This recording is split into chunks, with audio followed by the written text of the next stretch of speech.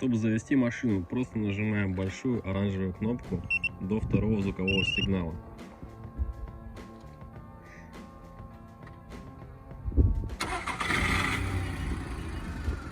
Если ее нужно заглушить, также зажимаем большую кнопку до сигнала и нажимаем четвертую кнопку.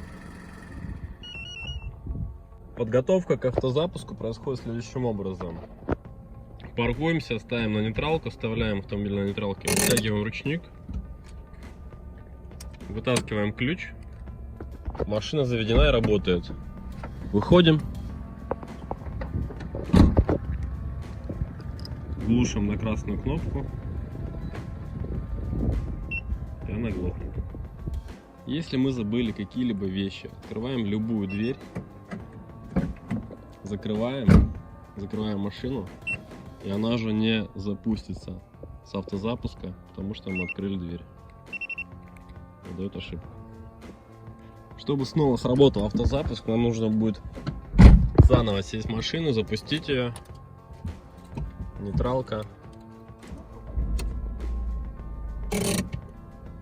Вытянуть ручник.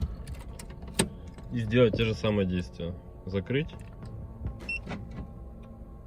Она заглохнет. И автозапуск сработает. Закрытие автомобиля происходит путем нажатия на оранжевую кнопку, первую, открытие на вторую кнопку.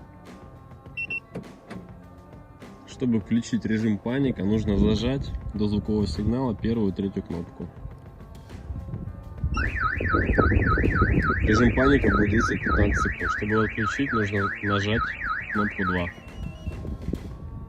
Если у вас настроена функция дистанционного открытия багажника с брелка, можно его открыть путем нажатия кнопки 2 до звукового сигнала и коротко на кнопку 1.